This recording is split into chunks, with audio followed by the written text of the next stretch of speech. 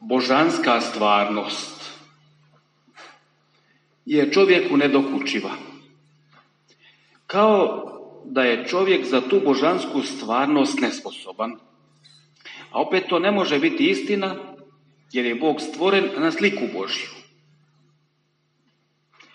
Iz tog razloga Isus, kada nam govori o božanskoj stvarnosti, o kraljevstvu Božjem, o kraljevstvu, onda koristi razne slike, prispodobe, parabole. Govori nam, kraljevstvo je Božje kao kad, ili čujte ovu priču, usporedite. I zato na više načina, iz više perspektiva, u više situacija, Isus nam objašnjava kraljevstvo. Pa vjeruje i zna da će svatko na neki način, barem u nekom trenutku, u nekoj usporedbi, dobro tufiti, da će potrefiti, razumjeti ono što je bit. Stoga nalazimo u Isusovim prispodobama Boga kao milosrdnog oca, kao pastira, vinogradara, domaćina, kralja, mogli bismo još puno toga nabrojati. A s druge strane, slika za Božji narod, za čovjeka kao pojedinca i kao zajednicu, jer to dvoje ne možemo i ne smijemo nikada u potpunosti razdvojiti, mi kao kršćani. Dakle, slika za Božji narod je stado ovaca, ovčinjak, lađa, vinograd. Da, evo baš danas slika vinograda. U vinogradu uvijek ima posla i brige. A Bogu, koji je vinogradar, ništa nije teško. Međutim, on očekuje plod. I svaki vinogradar, i svaki čovjek koji se nečim bavi, očekuje da to njegovo bavljenje donese neku čar. Tako i Bog očekuje od svoga rada s nama, sa svojim narodom, plodove. Dakle, Božji narod, crkva, je narod koji se Bogu moli. Odnosno, svećenik u ime naroda kaže, spomeni se, Gospodine, crkve svoje širom svijeta, usavrši je u ljubavi. Evo, to je to što Bog od nas želi, odnosno što i mi želimo.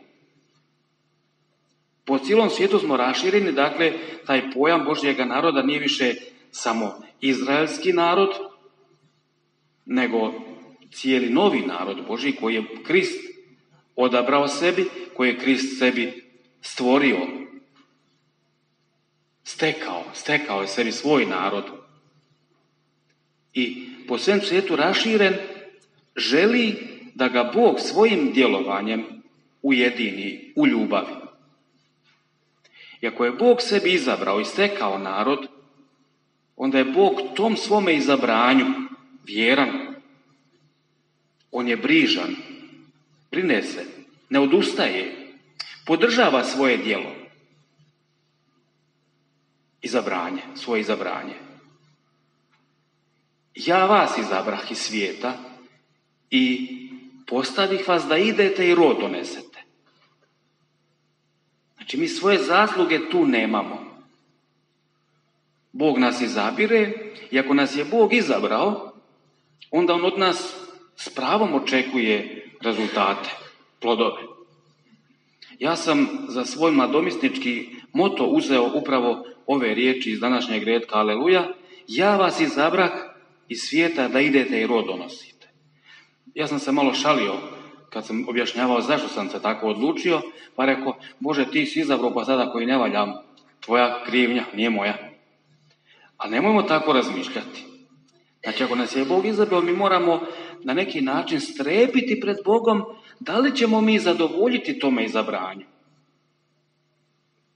I ako strepimo pred Bogom, ne mislim onako da strepimo u strahu, nego u strahopoštovanju, onda ćemo sigurno uvijek nalaziti načina kako u svome životu biti plodni dobrotom koju Bog od nas očekuje. Jer nas je On izabrao. Što će Gospodin naći kada dođe u berbu u svoj vinograd? Kad dođe među nas, odnosno dolazi stalno, a kad dođe u konačnici. Na jednom mjestu se pita hoće li Gospodin kada ponovno dođe naći vjere na zemlji? Hoće li naći među nama u svome narodu vjere? Ili smo mi toliko dopustili da svijet se u nas probije do te mjere da više ne razlikujemo ni dobro ni zlo? Da dopuštamo da sve ono što je svjetovno pa čak i naopako protivno božanskom planu bude za nas ok. Dobro, pa šta? Nema veze. Ne volim ni nabrajati sve stvari, a vi znate o čemu se tu sve radi. Što je sve kod nas postalo i među katolicima ok. Prvo što je problem, nestalo je vjere u Krista uskrsloga. Dobar postotak katolika ne vjeruje u Kristovo uskrsnuće, pa šta onda imamo dalje očekivati kakve plodove? Što je onda to naša udruga katoličke kršćanske crkve? Eto, samo da se brojimo, a ne da djelujemo, da budemo kvasac ovome svijetu. Prorok Izaija nam govori o Bogu koji je razočaran, već u Starom Zavjetu i tekako razočaran svojim narodom. Toliko truda, kao i kad čovjek zasađuje vinograd. Prekopa, iskrči, kamenje pokupi, posadi, njeguje, zalama, obrezuje, kad ono umjesto dobre kapljice vinjaga kiseliš. Ljut je Bog. Ljut je Bog, iako ga mi kao kršćani, kao katolici i trebamo i moramo uvijek i pretežno gledati kao milosrdnog Boga, kao dobrog Boga, kao onoga koji prašta. Prošle nedjelje smo čitali u molitvi zbornoj, Bože ti svoju moć najviše očituješ praštanjem i milosrđem. Točno je, ali moramo biti svjesni toga da on ima pravo na ljutnju. Pa možda i na srdbu zato što mi ne idemo onim putem koji on od nas očekuje. I u Starom Zavjetu je Bog spreman prepustiti taj vinograd, taj izabrani narod vlastitoj sudbini. Odabrali ste tako da budete neplodni, pa eto vam, još vam ja i pomoći. Srušit ću ogradu koju sam stavio da vas štiti, pa neću više ni kiši da pada po vama. Onda ćete stvarno vidjeti dokle ćete doći, još gore će biti. Dakle, i bez ograde, i bez kiše, i bez okapanja, bez truda, bez nade. Evo, vrlo često se tako i osjeća taj Božji narod i danas. Samo što na posljedku čujemo u Evanđelju, posla Bog svoga Sina, mi smo i njega odbacili. Nisu to oni drugi. Mi smo. Riječ Božja je upućena nama. Ona je živa, aktualna. Znači, mi smo i Krista izbacili svoga vinograda, jer ne treba nam. Mi želimo uzeti stvar u svoje ruke. Što bismo mi davali nekom drugom plodove svoga rada? Pa mi svak sebi. I tu je veliki problem. Stoga smo ono što smo mi izabrali, dakle nismo dopustili da mi budemo Božje izabranje, nego što smo mi izabrali, to nam se i događa. Živimo jednostavno, bez nade. Sve to mi, takav način života, takvo razmišljanje, nalazimo i u ovom okviru crkvenome, u ogradi svoje crkve. Znači, mi smo ta crkva, od svećenika pa naniže. Svi zajedno smo dopustili da se ovuče svašta ne crkvenoga, ne božanskoga, poganskoga, rekao bih, globalističkoga, pa i antikristovskoga u naše misli, u naša razmišljanja, u naše osjećaje, a da ne govorimo onda u naše ponašanje. Jer kad se iščupa temelj iz našega srca, kad ne znamo više ni šta je dobro, nego sve može biti dobro, onda su naravno i djela katastrofalna. I bez puno razmišljanja usuđujemo se činiti ono što Bog nikako gledati ne može. Jer nije u skladu s onim kako nas je zamislio, kako nas je stvorio, kako nas je obnovio po smrti svoga Sina, našega Gospodina Isusa Krista. Vinograd o kojem govorimo, dom je Izraelov, izabrani nasad njegov, ljudi judejci. I umjesto pravičnosti, kod njih zavlada nepravda. Umjesto pravičnosti jauci. Jauci čiji? jauci onih koji trpe nepravdu, nad kojima se vrši ta nepravda i nepravičnost. I vrlo često ja čujem, kad mi se neko u ispovedi žali ili u osobnom razgovoru, najviše me boli nepravda. Da, nepravda. Mi ćemo uvijek, evo kao i ovih tjedana, nepravdu doživjeti i gledati preko medija, nepravda političara, nepravda direktora, koji milijune pa i milijarde nosaju i primopredaju. Istina se kroji škarama laži i ustraje se u laži dok više nema kud. Sad, a dobro je, bilo je tako. Ima li kraja takvom beznađu, takvome nepravičnome društvu u kojem mi živimo, koje mi stvaramo? Mi jesmo to društvo. Savršenstva nema.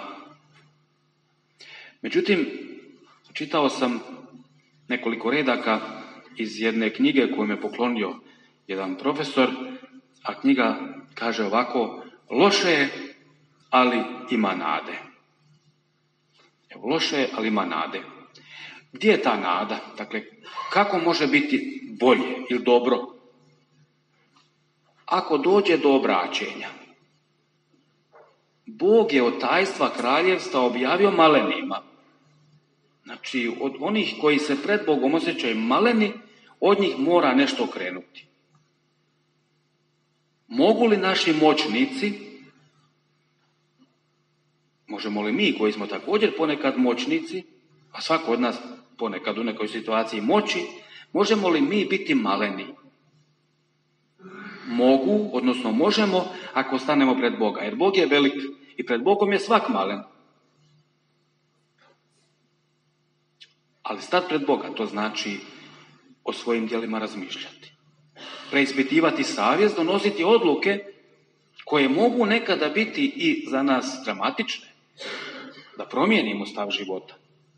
Da se odreknemo nečega što možemo jamiti. Što nam je nekako, eto, Bogom dano. Da se odreknemo nekih svojih navika koje su grešne, a ima ih, je postalo sve normalno. Više se ne pitamo o ni krupnim stvarima, kamoli sitnima. I još jedno se može dogoditi, da maleni čovjek se može izopačiti, da u srcu bude u stvari velik ohol. Zato kaže naša mudrost narodna: daj čovjeku vlast ili moć i vidjet ćeš kakav je. Jer vrlo često se u naizgled malenima kriju također opake misli. U prsima malog čovjeka kuca neko kameno srce. Poruka današnjih čitanja je: Boga se ne može prisvojiti. Bog nije pristran. On, kako također jedna misna molitva kaže, na dobro surađuje s onima koji ga ljube. Na dobro surađuje s onima koji ga ljube. Evo, dakle, ako Boga ljubimo, uvijek gledamo činiti dobro. Sebi, svojima, svima, nama, Božjoj crkvi, Božjem narodu, tom Božjem vinogradu. Dakle, bio moćnik ili običnik, ljubi Boga i čovjeka i čini pravicu.